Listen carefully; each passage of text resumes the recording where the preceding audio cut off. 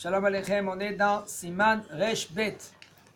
Resh Bet, c'est dîner Birkat Ha'etz. La halacha selon la bracha du fruit de l'arbre. Klipat etrog mirukachat betvash ubesukar, im hi aklipa hitzona she'ena roya le'achila klal, ve'en derech lerokcha, im nirkecha betvash, bevarech alea she'akol. avait dit le Rav, vous savez qu'après tout Bishvat, c'est bien de prendre de l'étrog et de faire de ce étrog une confiture. Hein? Après Sukkot, oui. Pour tout Bishvat. Tu mets dans le congèle. Et maintenant, il faut savoir, entre parenthèses, je dis que tout Bishvat, c'est bien de faire Shihrianu. Et quand tu arrives de faire Shihrianu, tu n'as pas le droit maintenant, toi, l'homme, de faire Shihrianu sur le étrog. Quand tu vas manger le étrog. Ça, c'est la femme elle peut faire. Pourquoi? Parce que la femme, elle n'a pas fait Netilat Ulav avec bracha. Même si elle a fait Netilat Ulav, comme il y en a des femmes qui veulent faire Netilat Ulav, ils peuvent faire Netilat Ulav, mais ils n'ont pas le droit de faire la bracha. Nous, les séfarades, il faut faire très attention. Mitzvot Shazban Grama, on n'a pas le droit que les femmes ils font bracha. Ni Tkiyat Shofar. C'est bien qu'elle va écouter le shofar, mais tu n'as pas le droit de lui faire la bracha, faire Tkiyat Shofar. Tali, Tzitzi, tout mitzvot qui dépend du temps. Mikra Megillah, puisqu'elle était dans le Nes, elle est obligée de publier le Nes. Quand Haman il a voulu tuer tout le monde, même les femmes, même les enfants, même les vieux, tout il a voulu tuer. Mais là, elle est dans le Nes. Dis-moi aussi les 4 vers de Sukkot, de Pessah. Les 4 vers de Pessah, ça dépend du temps. C'est Mitzvot Aseh Shazman Grama. Comment maintenant la femme aussi elle est obligée de boire les 4 verres? Parce qu'ils étaient dans le Nes. Et grâce à elle, on est sorti d'Égypte. Il faut savoir, grâce aux femmes, on est sorti d'Égypte. D'accord? On lui dit le Rav, si maintenant tu prends la peau du hétrog, okay, et tu fais confiture ou avec du miel ou avec du sucre, il dit regardez bien dans les détails. Si maintenant c'est rien que la peau extérieure, et en général ça ne se mange pas, et il n'y a pas l'habitude de faire une confiture. En général, quand on fait la confiture, on va faire la confiture de fraises, de framboises, mishmesh, c'est des abricots. Mais par contre, confiture de hétrog, on n'a pas l'habitude de faire. Aujourd'hui, on n'a aucune habitude de faire. Oh, alors si maintenant tu es arrivé à oui le faire, ça veut dire l'habitude de oui le faire, alors il dit le Rav, ça va changer la bracha. Mais pourtant, il dit le Rav, si maintenant tu as fait la confiture avec le miel, tu dois faire chez Akol Niya Bitvaro avec cela. Ainsi aussi, si maintenant c'est la peau d'une orange, elle est très fine et on n'a pas l'habitude de le manger. Si maintenant, il faut savoir que le miel, lui, il transforme les choses. C'est quelque chose qui est dans le miel. Et si maintenant tu as fait la confiture avec le miel, quand même, tu dois faire Shakol Niyabitvaro. Aval ala klipa levana, mais si maintenant dans la peau, c'est blanc aussi. C'est une peau aussi du hétrog. Il dit, ou par exemple, il dit le Raval, à la klipa levana pnimit yoter shala etrog shin bashlaim soukar, si maintenant tu as pris maintenant la peau intérieure, qui est blanche, et tu as fait avec le sucre, et même que tu as pris toute la peau extérieure, la peau intérieure, avec le sucre, alors le minhag, il est de faire boré priaetz. Tout cela, c'est à gérer. Ala mashkim yotzim mikol mine perot mevarech alehem she'akol chutz me'anavim vezetim. Sous les boissons, le liquide qui sort des fruits, on fait la bracha she'akol niya bitvaro. Même que c'est épais, même que etc. Sauf si maintenant c'est du raisin ou de l'huile d'olive. Et si on voit les fruits aussi, non? Hein? Si on voit les fruits, si c'est très épais comme ça qu'on voit les fruits. Quand même. Chacol quand même? Ouais, chacol. Ok. On verra maintenant, peut-être le Rav, on verra qu'est-ce qu'il dit le Rav. Il dit le Rav, sauf les anavim et les etim. Anavim, c'est les raisins, et les etim, c'est les olives. Lechen vache azav mitmarim. Zav mitmarim, ça veut dire qu'il coule du miel, de la date. Ça s'appelle en hébreu silan. Vous savez ce que ça veut dire silan?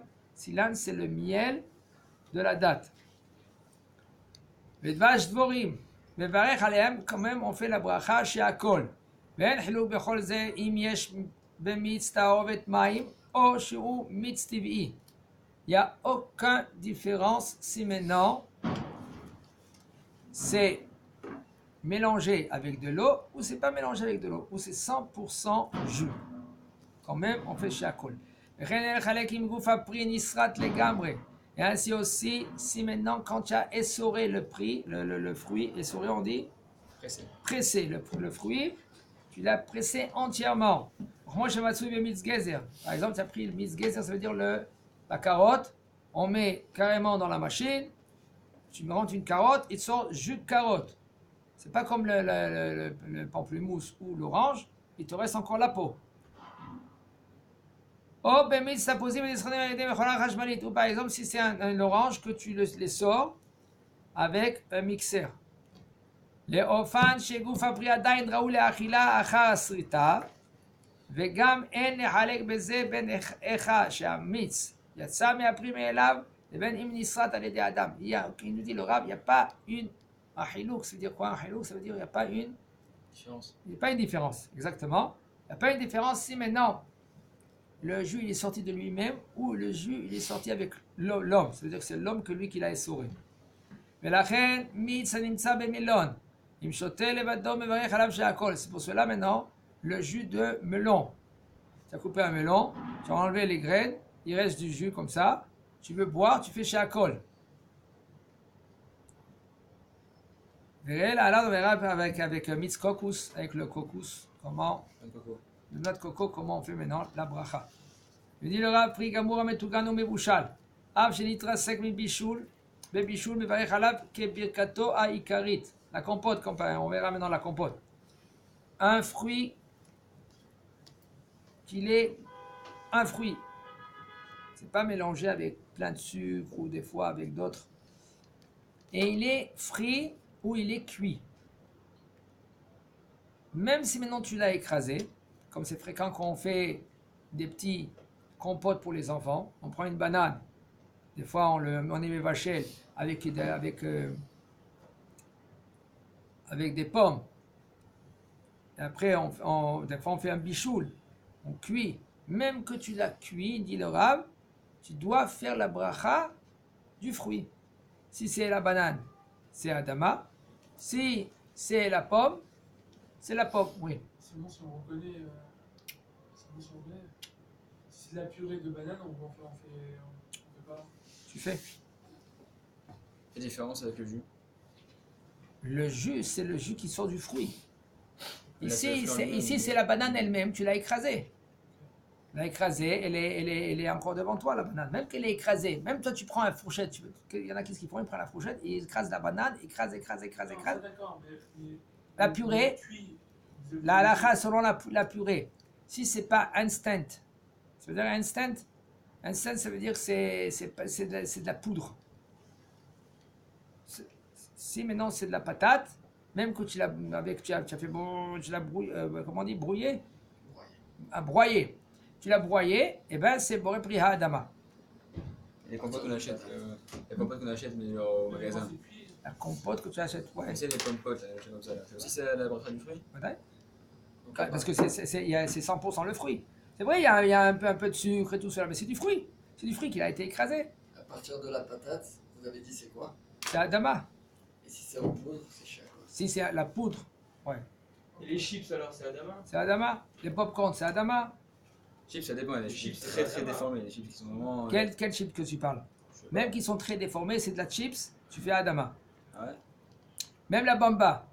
Même si ça n'a pas le goût du Voilà, tout. bamba, qu'est-ce que c'est bamba? Moi, c'est cacahuète. Non, oui, c'est la poudre de cacahuète. Qu'est-ce qu'on fait comme bracha? C'est machloket achronim. Il y en a qui veulent dire shakol, il y en a qui va dire adama. Pourquoi? Parce que la cacahuète, on la plante pour la bamba. Alors, puisque c'est pour la bamba, c'est d'avoir chachou, tu fais adama sur la bamba. C'est l'intention Aussi. qui fait que. Oui. Regarde, il y a les graines, les pépites. Ah, c'est ce que vous disiez hier. Voilà, que le rabbi l'a dit hier, les pépites. Avant, on faisait chez Akol. Maintenant, tu prends une pastèque. Tu prends la pépite, tu fais chez Akol. Mais là, les graines de pastèque que tu vas acheter dans le magasin, puisque maintenant, et on les plante les pastèques pour les graines, alors tu vas faire pour prier à Adama. Ça change par rapport à l'attention de l'homme aussi. Il dit le Ravaval im ni moach bebishula im maim. Et non, si tu as écrasé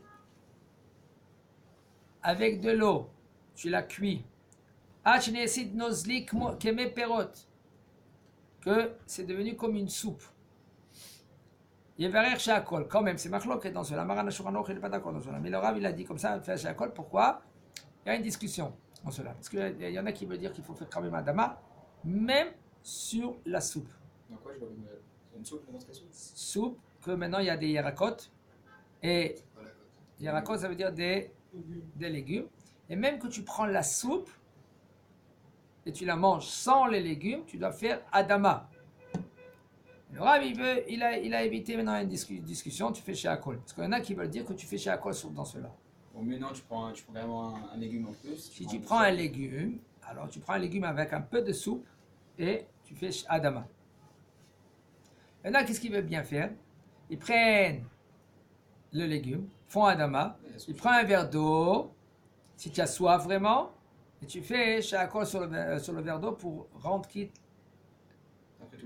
d'après tous les avis. Mais sinon, il n'y a aucun problème, tu prends la soupe avec un peu de patate, tu fais pour préparer adama et c'est bon. Même si dans la soupe il y a des morceaux de légumes.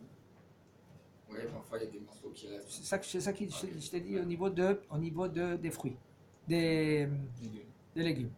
Ben perot ha'etz et perot ha'adama, quand même il nous dit le Rav, puisque maintenant c'est comme c'est écrasé et le fruit il est là, alors là on fait boré pri ha'adama ou boré pri ha'etz. Mitz anavim veyain sheovrim ta'alir shel pistou. Donc ça c'est une discussion dans les poskim. Pasteuriser, qu'est-ce que ça veut dire pasteuriser? Pasteuriser, ça s'appelle qu'ils font passer. Voilà. Toi, tu dis que c'est la chaleuse, et il y en a qui disent que c'est cuire. C'est chauffé à un certain degré. Voilà. Comment ils font? Il y a deux tuyaux.